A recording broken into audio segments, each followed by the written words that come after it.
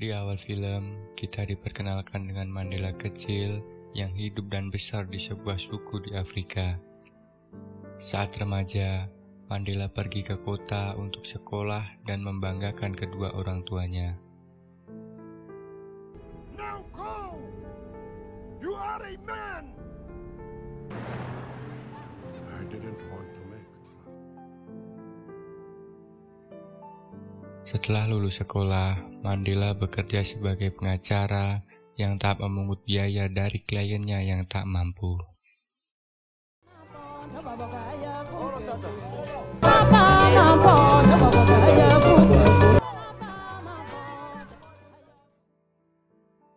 Setiap hari, kantornya dipenuhi warga korban diskriminasi kulit putih yang meminta tolong kepada Mandela. Dan Mandela pun selalu dapat memenangkan persidangannya.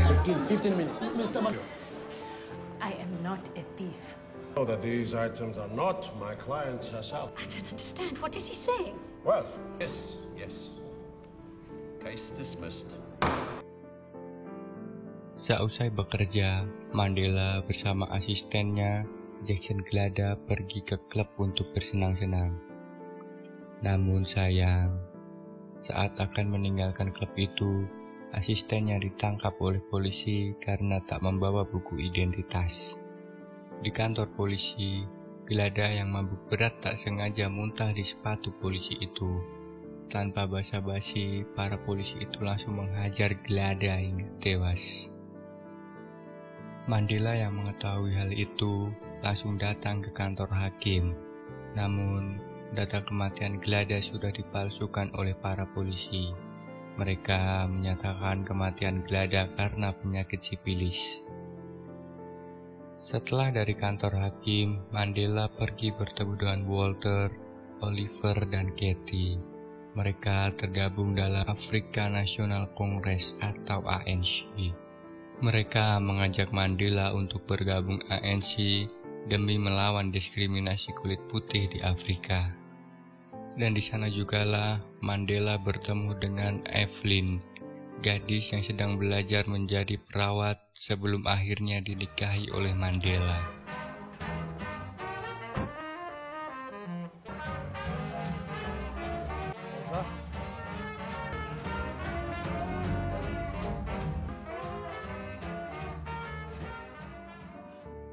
Pergerakan pertama ANC setelah bergabungnya Mandela adalah dengan memboikot bus kota dan mengajak semua warga kulit hitam untuk jalan kaki menuju Johannesburg.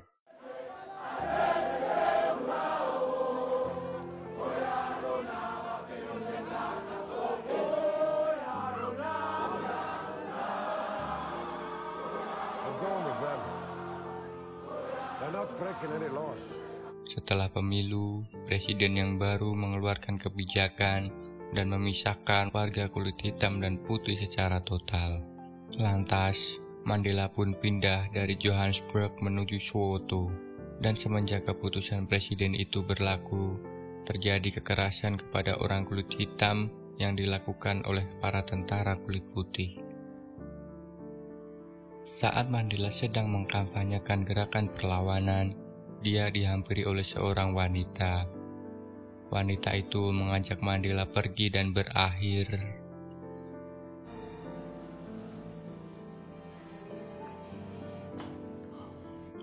Setibanya di rumah, rupanya Evelyn mengetahui hal itu dan membuat rumah tangga mereka menjadi berakhir. Go to bed. We can't do this to them. Sorry. Di lain hari, Mandela kembali berorasi menyerukan perlawanan dan dilanjutkan berdemo di stasiun kereta para kulit putih hingga akhirnya Mandela ditangkap di stasiun itu.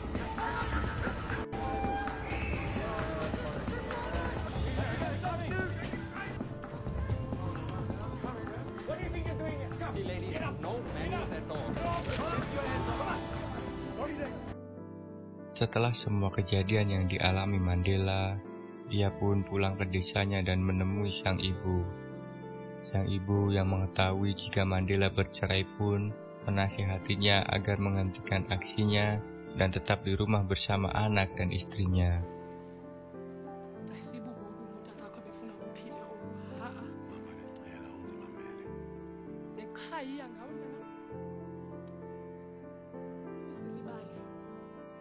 Sekembalinya Mandela dari desa, dia tak sengaja bertemu dengan Winnie, seorang perawat kulit hitam pertama yang bekerja di rumah sakit orang-orang kulit putih. Mandela lantas mengantarkannya ke tempat kerja. Semenjak itu, terjalin kedekatan di antara mereka, hingga akhirnya mereka memutuskan untuk menikah.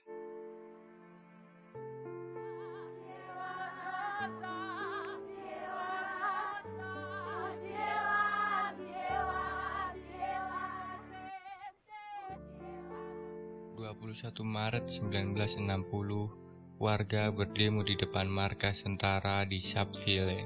Para tentara yang mendengar jika ada pendemo yang membawa senjata, lantas menembaki mereka dengan brutal dan memakan 69 korban jiwa, yang diantaranya adalah anak kecil.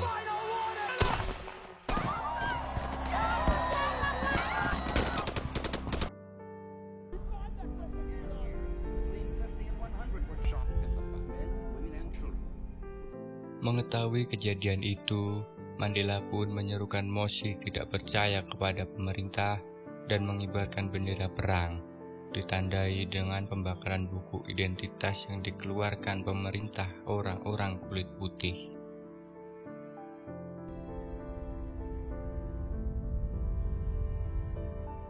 Mandela pun pergi berpamitan kepada sang istri dan meninggalkannya meski sang istri sedang hamil.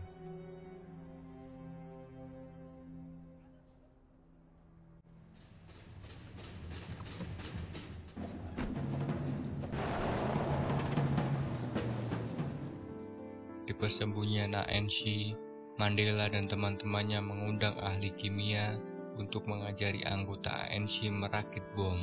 Setelah berhasil membuat bom, ANC atas komando Mandela menyabotase pembangkit listrik dan gedung pemerintahan dengan meledakkannya.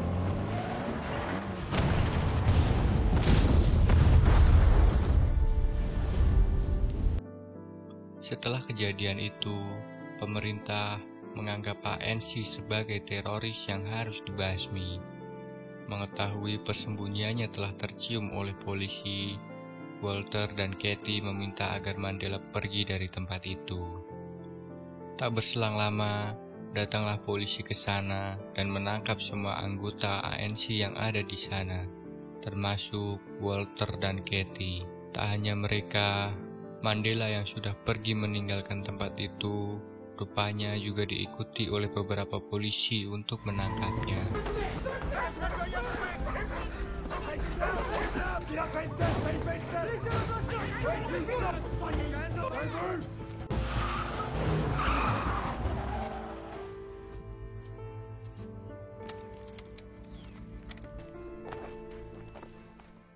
Di sidang pertamanya itu, hadir istri dan ibu Mandela. Saat itu, Mandela belum mengakui jika dia adalah dalang sabotase dan meminta pemerintah yang bertanggung jawab atas semua kekacauan yang terjadi. Seusai sidang pertama itu, pengacara ANC mengatakan mereka terancam hukuman mati jika terbukti bersalah. Mendengar penjelasan dari pengacara, mereka pun berunding dan sepakat jika mereka siap mati dan tak akan mengajukan banding atas semua keputusan hakim nanti.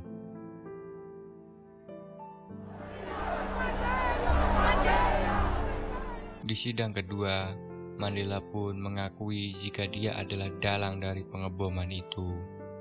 Dan dia juga menjelaskan jika dia melakukan itu agar pemerintah memperlakukan rakyat kulit hitam setara dengan kulit putih. The hard facts, a just share in the whole of South Africa. Africans want. I have fought against white domination. Tiba di saat hakim akan membacakan keputusannya. Para hakim itu memutuskan untuk menjatuhkan hukuman penjara seumur hidup lebih ringan dari tuntutan jaksa yang menuntut mereka The hukuman accused mati. are all found guilty as charged. In essence, they have courted martyrdom. That we are a nation of laws. In the case of all the accused, Mandela dan teman-teman langsung dibawa menuju Pulau Robben, penjara khusus bagi para aktivis yang melawan pemerintah. Di sana, mereka diberi baju tahanan dan lantas dimasukkan ke ruang sel kecil tanpa toilet yang hanya diberi tong untuk menampung semua kotoran mereka. Di dalam penjara, mereka dipekerjakan untuk menambang batu kapur di area pulau itu.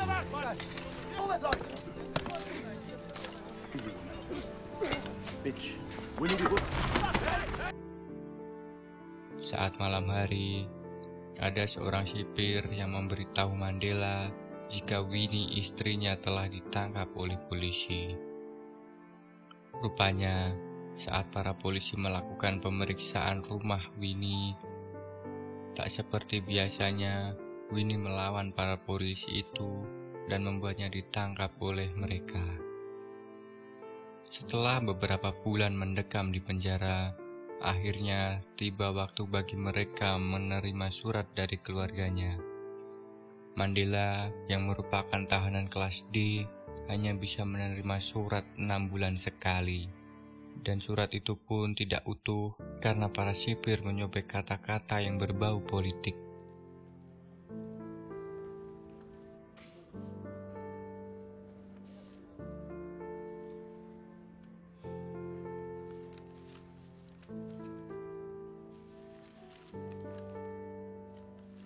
Saat sedang tertidur, sipir penjara membangunkan mereka untuk keluar di saat hujan deras.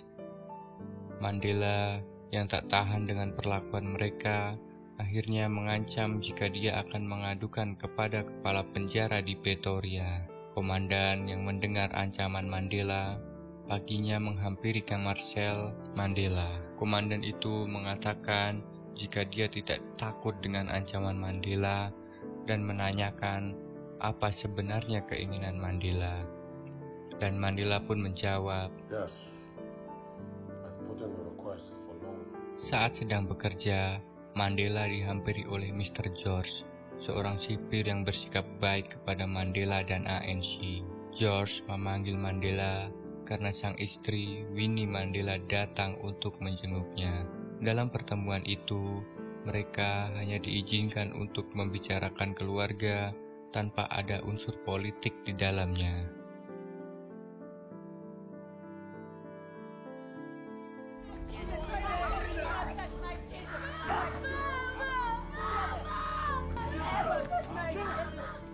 Sepulangnya menjenguk Mandela, tiba-tiba Winnie dijemput paksa oleh polisi dan memasukkannya ke dalam penjara.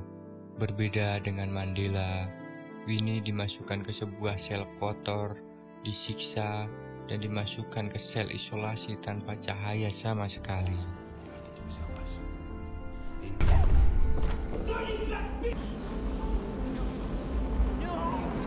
Suatu hari, komandan sipir menghampiri Mandela yang sedang bekerja di tambang.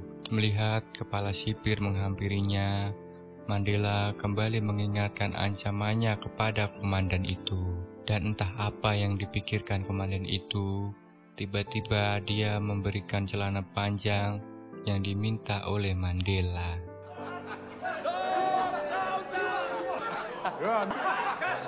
Kathy. Setelah mendapat celana panjang, Mandela diberi kabar oleh Mr. George jika Tembi, anak pertamanya, tewas karena kecelakaan motor. Mandela sebagai ayah berkeinginan untuk menguburkan anaknya. Namun, Mandela tak diberi izin untuk keluar dari penjara.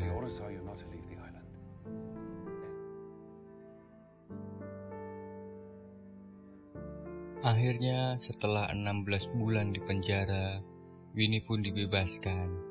Sekeluarnya Winnie dari penjara itu, dia melanjutkan perjuangannya melawan para pemerintah. Winnie mampu membakar semangat rakyat Afrika untuk melawan para aparat yang semakin brutal.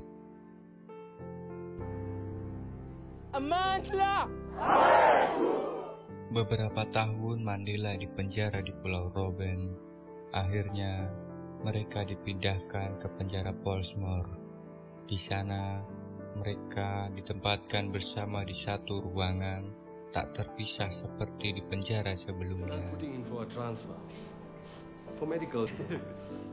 That is what I call a big mirror.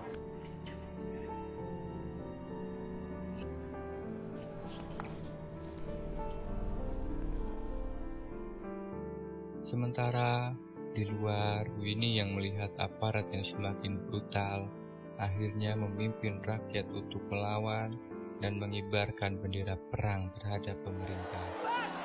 We will fight! Karena keadaan yang semakin tak terkendali, akhirnya Presiden menawari Mandela untuk bebas dari penjara. Winnie yang mendengar hal itu, lantas pergi ke penjara menjenguk Mandela dan mengingatkannya untuk hati-hati dengan tawaran dari presiden itu. Setelah pertemuan itu, Mandela dibawa Mr. George menemui beberapa pejabat. Rupanya, para pejabat itu diutus oleh presiden untuk berunding dengan Mandela guna menghentikan kekacauan yang terjadi.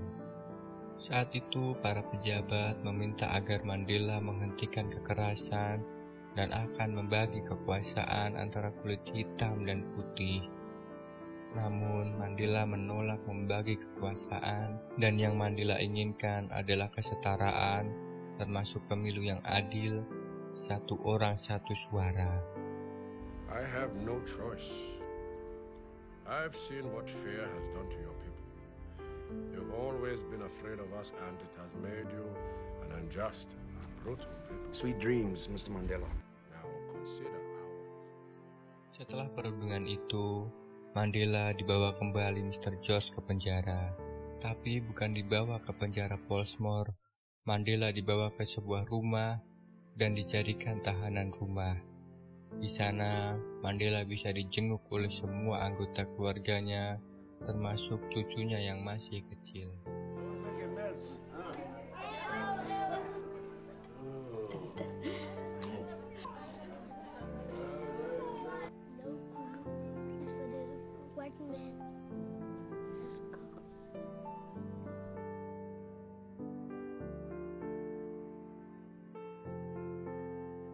Akhirnya, Presiden mengeluarkan keputusannya.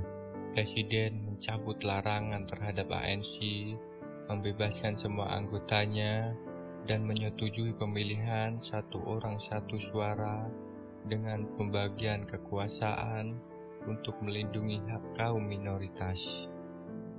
First step to regaining the confidence of the markets is your release, and then of course the release of your colleagues. We briefed the president.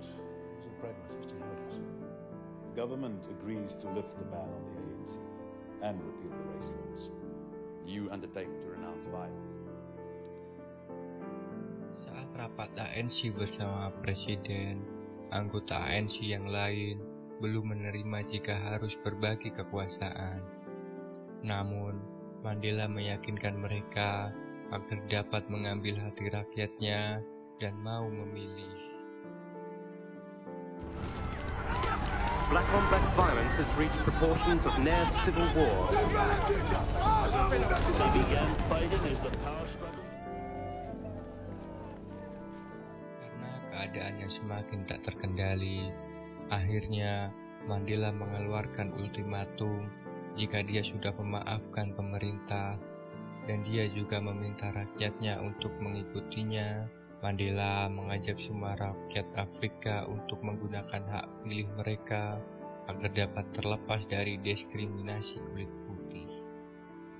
We can win an election. So, my people, stay home, be peaceful, and when election day comes, vote. Pada tanggal 27 April 1994, Rakyat Afrika pun dengan sukacita menggunakan hak pilihnya. Karena warga kulit hitam adalah mayoritas di Afrika, mereka bisa memenangkan pemilu itu, dan Mandela menjadi presiden pertama di Afrika yang berkulit hitam. Selesai.